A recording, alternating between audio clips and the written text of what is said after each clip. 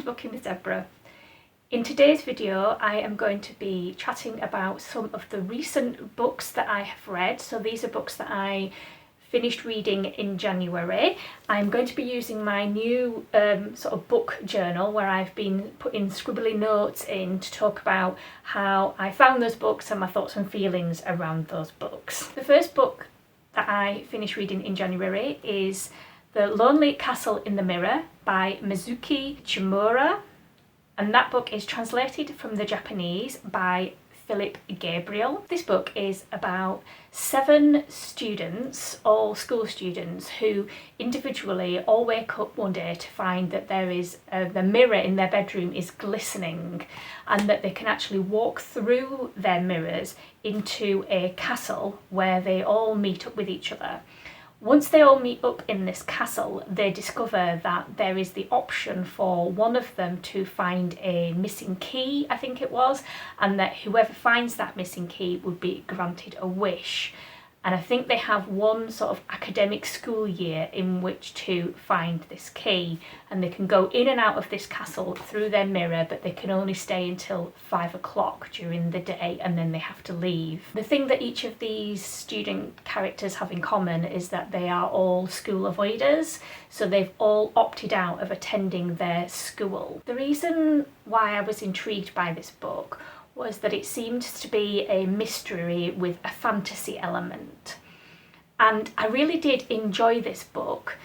However, I will say it wasn't quite what I was expecting it to be. I think I'd maybe made an assumption that it was going to be a real sort of fantasy cosy book, but what the book actually does do is it actually deals with some really quite serious issues affecting the backstories of each of the students. We learn individually about what their reasons are for not going to school and why they're not attending school. So it did tackle some quite sort of serious issues. There were fantasy elements within the book, but I think it was tackling more serious issues than it was probably a fantasy. Some of the themes that this book deals with were issues around grief, bereavement, social isolation, exclusion, bullying. It obviously looks at the role of education in people's lives and the school system, and it also touches on a range of issues affecting mental health. But it also deals with issues around friendship and connection and a sense of belonging. I enjoyed getting to know each of the individual characters in this book and also getting an understanding of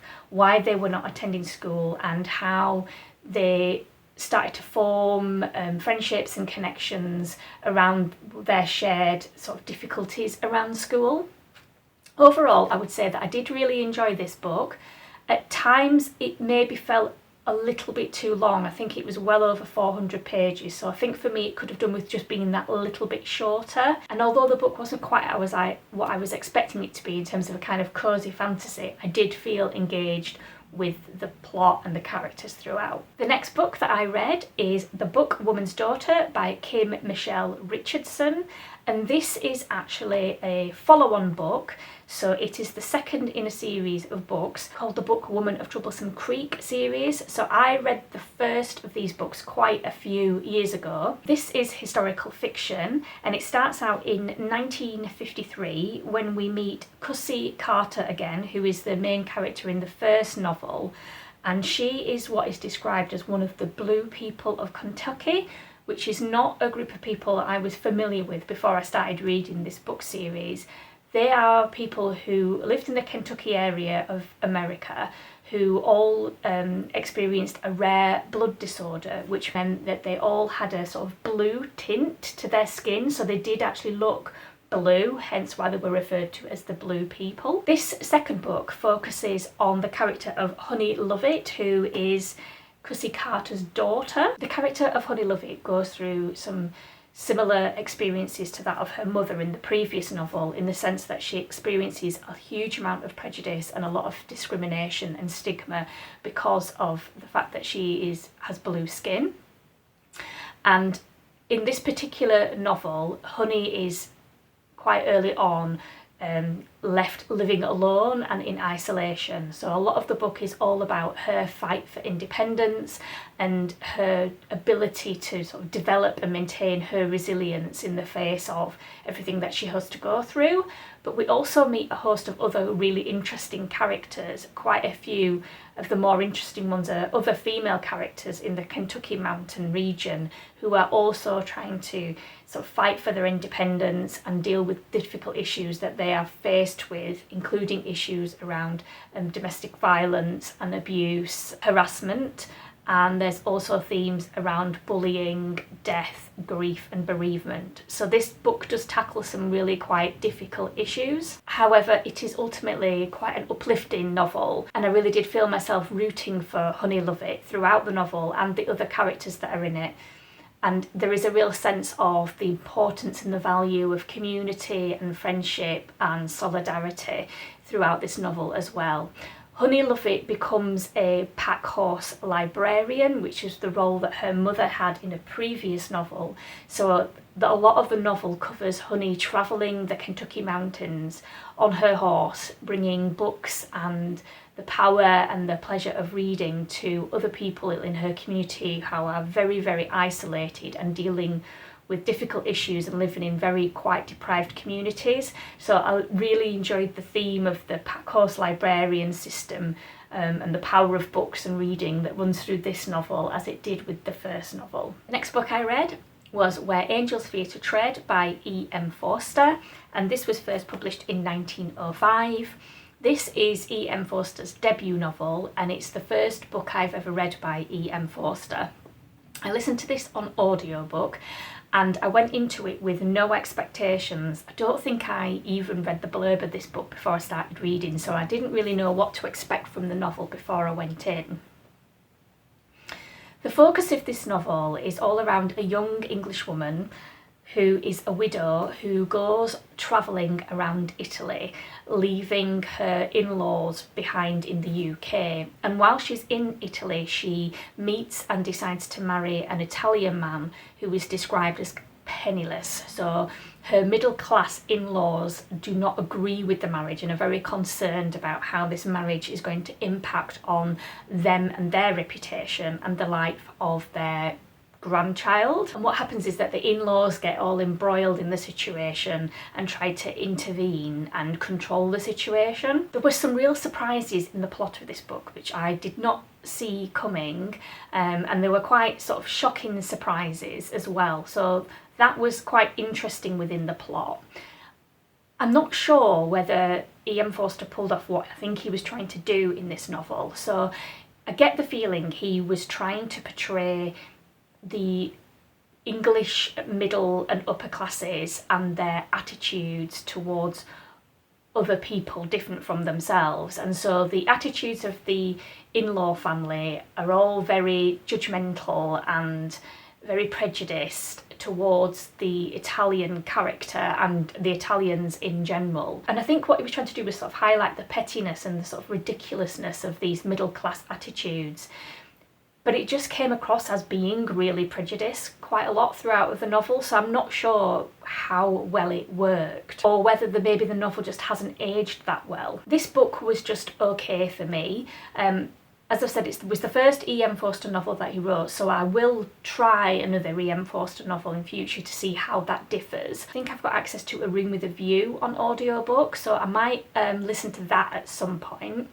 If anybody's read any other E.M. Forster novels, I'd be interested to know your thoughts in the comments. I think the premise of Morris is the one that probably interests me the most. Another novel that I read in January was Jamaica Inn by Daphne du Maurier, and this was first published in 1936. And this was my first du Maurier novel as well, and it was one of the books on my 50 books to read before I'm 50 modern classics video, so I'm really pleased to have tackled one of those books. When I originally started out to read this book, I was planning to read this version of the book that I've got off my shelves, and I was thinking about listening along with the audiobook, which is something which I quite often like to do with modern classics and classics. The audiobook that I ended up listening to was the one narrated by Tony Britton, who is a sort of classical actor was a classical actor in the UK. And his narration was fantastic. I think his narration of the novel really did impact my enjoyment of the book, and I was so hooked into the atmosphere that he was creating and the style of narration that I never actually even picked up a physical book to read it. I just kept listening and listening and listening to the audiobook. Fantastic narration by Tony Britton. The main character in this novel is Mary Yellen, who has to leave her family home and travel to live with her aunt and uncle on the Cornish moors after her mother dies. She travels there by coach in the very early stages of the novel, and it's at that point we start to get a feeling that maybe the inn where the aunt and uncle live, Jamaica Inn, is not quite what Mary Yellen was maybe expecting when she set off to go and live with them. And as the story progresses, we learn the reasons why people tend to avoid Jamaica Inn and won't go anywhere near it, and why she was warned by the coachman that maybe it wasn't the best place for him to be dropping her off at. We also discover what her uncle is really up to, what he's embroiled in, and how he earns his living, because nobody comes to the inn really and uses the inn. So where is he making his money? How is he earning his living? And what exactly is he embroiled in? And just how bad is it? I absolutely loved the atmosphere created in this book, both with Daphne du Maurier's writing style and, as I said, the narration by Tony Britton. It was the perfect book for me to listen to in January when it was sort of dark and grey and drizzly and quite grim outside. And I personally love Cornwall and the Cornish landscape, and it really did get a feel for the Cornish landscape, both the moors and the coastal area in this novel. I could really visualise it and sense it, and there was such a great sense of anticipation, and it was very Gothic, so I loved all that about this book. And I really found myself rooting for Mary Yellen throughout of it, and I really liked her resilience in the face of being in such difficult circumstances. However, there was one thing about this book that I struggled a little bit with, and this is a spoiler. So if you've not read this book and you are going to want to read this book, I'm going to put a spoiler note along here, and you need to zoom past this video until you get past the spoiler part. The part of this book that I struggled with was the characterisation of one of the characters, and that is the character of the local vicar, and the way that he's described physically. His physical appearance is very different from everybody else that Mary Yellen has met and everybody local to Cornwall. And when that character was introduced and you started to get a feel of this character, I started to get a bit distracted by that, wondering where Daphne du Maurier was taking this character and who this character was going to turn out to be. I had my concerns that this character was going to turn out to be like the real baddie of the plot, and that started to get in the way of my enjoyment of the novel. And as it turns out, if you've read it, he does turn out to be the ultimate baddie in the plot, even worse than the uncle, because he's the person behind all the smuggling and everything. And I appreciate that in 1936, when this novel was written, that might have been a common thing for writers to do with their characters, so to make the people with some sort of physical difference who appeared different from others as being the sort of bad character, as we do with other previous novels like Dr. Jekyll and Mr. Hyde. However, as a modern day reader, I think it feels quite jarring, and I would hope that obviously today we wouldn't get authors using characters' features in the same way to portray aspects of a character's personality and their behaviour through their physical appearance. But it really did start to distract from my enjoyment of the book, and I ultimately felt quite disappointed that that was what happened with that character. So that did get in the way for me, I've got to be honest. And I'd be really interested to know in the comments if other people have read Jamaica Inn, whether that was something that you were aware of and what your thoughts around that might have been. If I was to take that aspect out of the novel, this really could have been a 5-star read for me in terms of the atmosphere and the narration and sort of anticipation around it and the setting. It was all fantastic. And I'm certainly looking forward to reading another Daphne Daphne du Maurier book at some point. And then the final two books that I wanted to talk about fit more with some of my reading plans that I have for this year, to read more sort of comforting, easy books. So the next book that I wanted to talk about is actually a middle grade book called My Octopus Friend by Lindsay Gavin.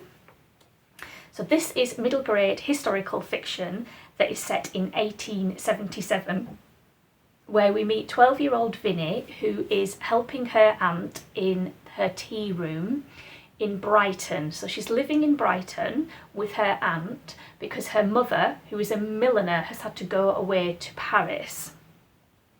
The tea room where they work is above the Brighton Aquarium, and during the time that Vinnie is with her aunt, it is also coincides with the arrival of a giant octopus at the aquarium, which is something completely new to Victorian England that people are not used to seeing. Now, the blurb of this book puts an awful lot of emphasis on the relationship that Vinnie forms with this octopus and all about the octopus. And the title of the book is My Friend the Octopus.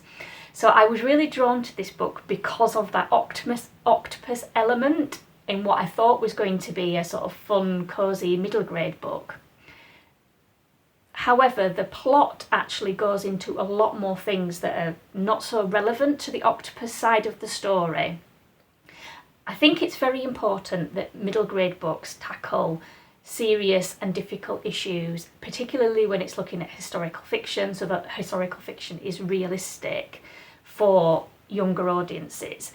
But I wasn't quite expecting the darkness within this book. So I don't want to give any spoilers away, but it does explore quite difficult issues around working conditions in Victorian England and some of the abuse that has occurred against sort of poor working class people in Victorian England, and the stuff around Vinnie's mother and why her mother has gone away and is not around was also quite dark and quite disturbing actually, and I could see that could emotionally impact quite a lot on a middle grade audience.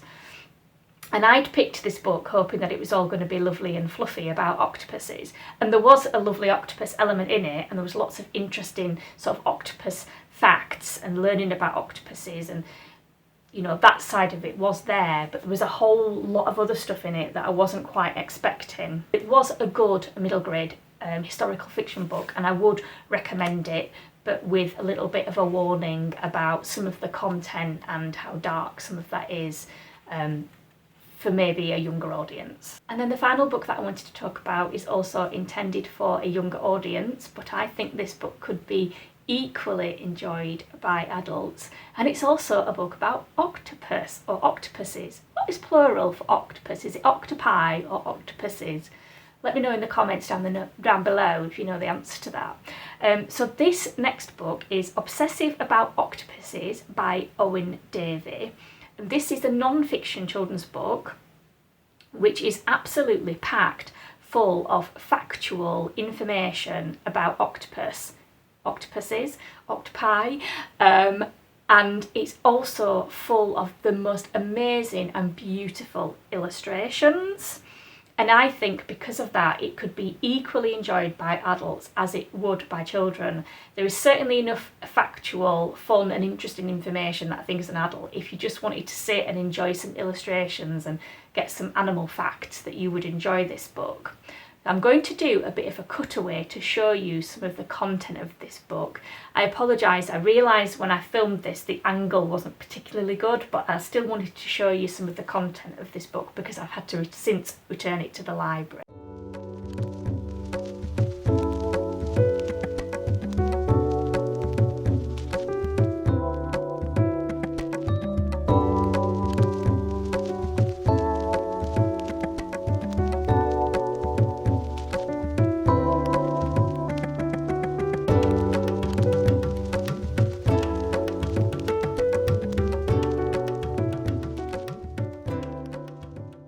The Obsessive About Octopuses book is one of a series of books that have all been made by Owen Davey, all exploring different animals, and I think they were of a very similar style, packed full of interesting little facts with some amazing illustrations. So I think there's also passionate about penguins, curious about crocodiles, fanatical about frogs, and maybe mad about monkeys.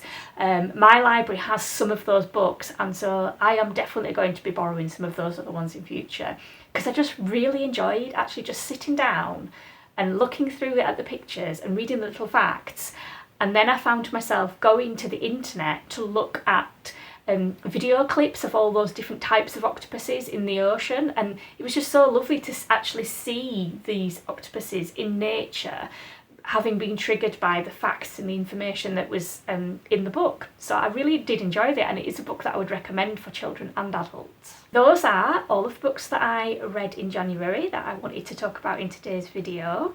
I would love to hear in the comments down below if you've read any of these books, what you thought of them, or if you're interested in any of these books.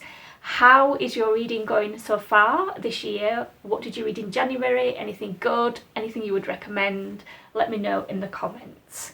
That's it for today's video. Thank you very much for watching. Take care. Bye.